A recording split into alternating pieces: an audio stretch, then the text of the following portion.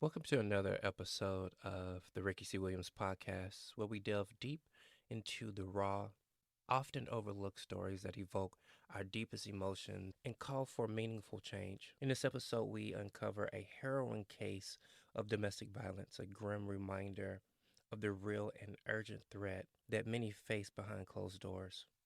We'll explore the chilling details of this story, the repeated failure that allowed the abuse to continue, and the profound impact of the victim's life. Moreover, we will discuss the broader implications of our justice system, examining how repeat offenders are often given leniency that can lead to further tragedy. Through this tale, we aim to shine a light on the urgent need for reform and the importance of listening to those who suffer in silence. Join us as we navigate through this painful yet crucial conversation, urging for awareness, justice, and change. You're listening to the Ricky C. Williams podcast, where we delve deep into the complex world of anger. And in each episode, we explore what triggers it, how it affects our lives, and most importantly, how we can manage it. This is a story of Joshua Bowen, a 20-month-old baby boy whose tragic death has left the community questioning if more could have been done to save his life. This is a very troubling story that we're going to discuss, and this begins in Lexington, Kentucky, at Lakeside Manor Apartments, where Joshua's lifeless body was discovered nearly a week ago. Constantina Day, a resident of Lakeside Manor, has come forward stating she reported alleged abuse multiple times over the past 3 months. Her frustrations and anguish are palpable as she recounts her efforts to save Joshua. Now, this is an actual story. It's not a fiction tale. This actually happened. So, as we discuss abuse, keep in mind that every child needs to be saved. Keep in mind that mental illness is real. So, as I continue with this story, I'm always reminded of the years that I taught anger management, how many people came in with similar stories. And this may be happening within your family. So I want you to listen with grace. I want you to understand mental health is real. I understand that you or someone in your family may need help, and that's what we're here for. So as I get started, talking about this young lady who did step up, and I applaud this young lady named Constantina Day for doing her part. And this is what she had to say. I know that if they took action sooner, the baby would still be here. Now, Constantina says she first reported this abuse in March. Despite her repeated complaints, no effective action was taken. She showed us a case number dated July 4th, indicating her persistence. She also stated that the first time was when she called for child abuse. They came, they talked to them, they left. The second time they came was a month later.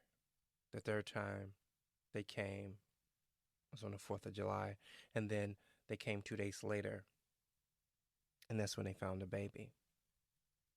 Now, Joshua's mother was 27-year-old. Her name is Brianna Johnson, and her partner, 22-year-old, was Kyle Gwendon.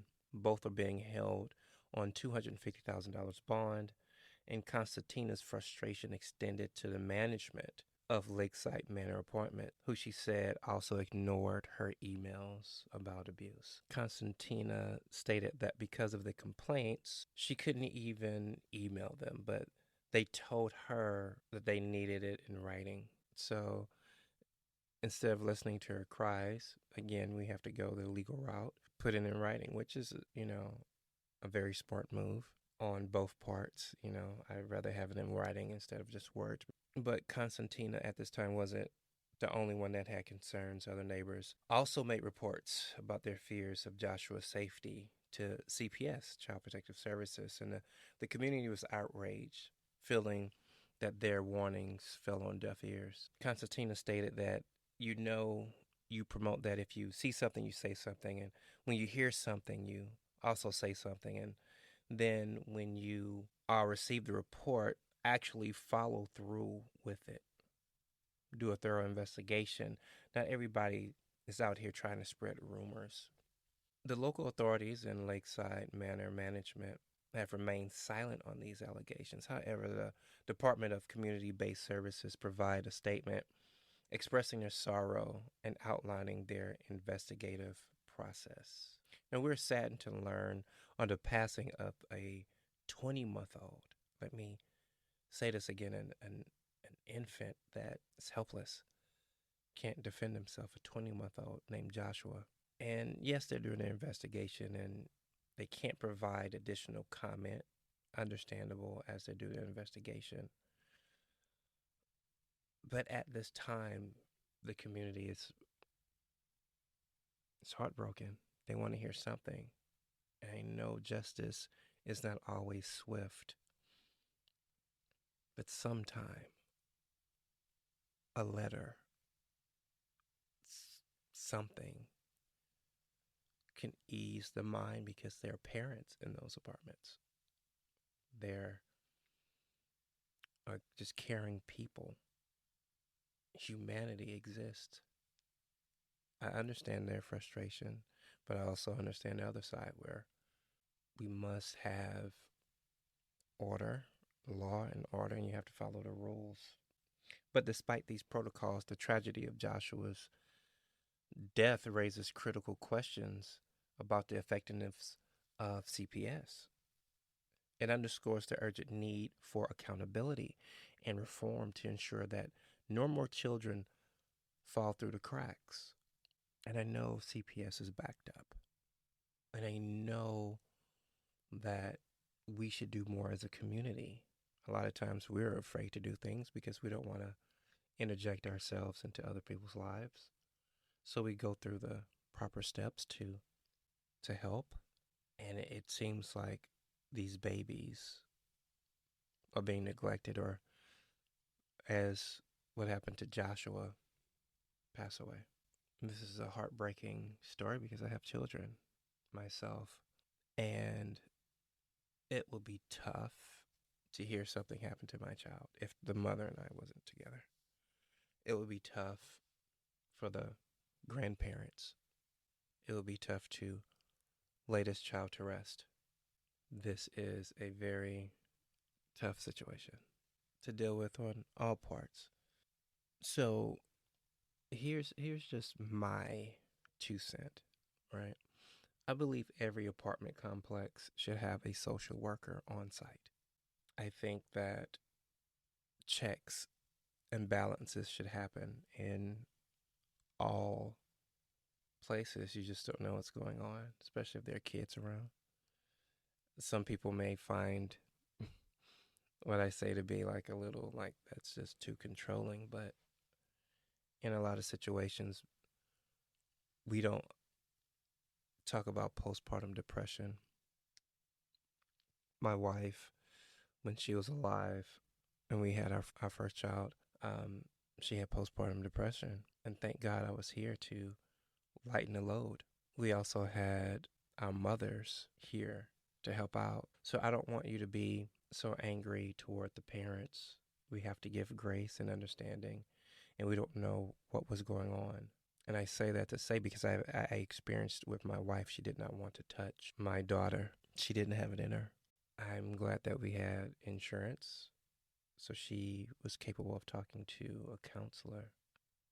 I was glad that I was capable of talking to one as well to understand what was going on with my wife. We don't know what was going on within that apartment complex, within that home, with those two young individuals. One was 25 and one was 22. But we do know a horrible situation happened to everyone, and their lives will be affected forever. So I pray for them and their families. Now, moving on to this next part of the show, we're going to take a deep dive into domestic violence with a repeat offender in our justice system. I say that again, it's a repeat offender.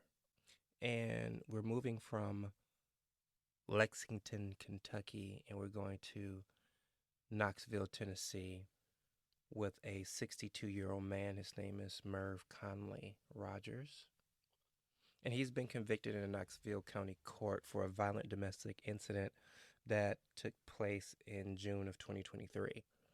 Rogers, a repeat violent offender, now faces significant prison time for his actions. The Knoxville County District Attorney General Office reports that Rogers was found guilty of aggravated kidnapping, domestic assault, and 2 counts of aggravated assault after a 2-day trial overseen by Judge Hector Sanchez. On June 22nd of 2023, the Knoxville Police Department officers responded to a 911 call reporting an assault and kidnapping. The victim escaped from a van where Rogers had been holding her captive and sought help at a nearby apartment. Prosecutors revealed the terrifying details of that day. The victim and Rogers had been dating for a few weeks. Let me say that again. They were dating for a few weeks. This 62-year-old man was dating this woman for a couple of weeks. And an argument in a van where Rogers lived escalated very quickly, and Rogers punched the victim and strangled her until she lost consciousness. When she awoke and attempted to leave, he forcibly dragged her back into the van, assaulted her with a baseball bat, and strangled her again until she passed out. When the victim regained consciousness for a second time, she saw Rogers holding the baseball bat and heard him threaten her life. He said, "You ain't going anywhere, and I'll kill you, cut you up, and roll you up into a blanket." Rogers kept the victim confined in the van overnight until she managed to escape. He was searching for her when the police arrived to rescue her. Now, the district attorney, Charmaine, I believe this name, Allen, stated that the quick response by police saved the victim and led to a successful prosecution of this repeat violent offender. Rogers has a long history of criminal abuse dating back to 1981, including robbery, burglary, larceny, and aggravated assault. This extensive criminal record is why he now faces 25 to 40 years in the Tennessee Department of Correction. He will be sentenced August 29th. This case underscores the critical importance of swift and decisive action by law enforcement in domestic violence situations, as well as the ongoing challenge of dealing with repeat offenders. The justice system must balance the need for rehabilitation with the imperative to protect the public from individuals who repeatedly engage in violent behavior. I know in Dallas, Texas, where I'm located, the police officers, I think he's a sergeant, he wants to put an offenders list together where you can actually look up a person if that person, whether male or female, has been convicted of a crime in domestic abuse, which I think is super important because we need to know, because everyone brings their representative. This is terrible because I have a daughter. It's terrible because I have a son. This is terrible because that's somebody's daughter who he harmed and threatened. We have to do better when it comes to repeat offenders. We have to do better. And I know someone said, well, she picked him. I don't think that anyone can actually judge someone and can decide right then and there whether or not a person is a bad person or not. It takes time. Everyone brings their representative. But I do say to be careful, male or female. Take your time to get to know a person. You can only tell a tree by the fruit that it bears. And it takes time in order for a tree to produce fruit.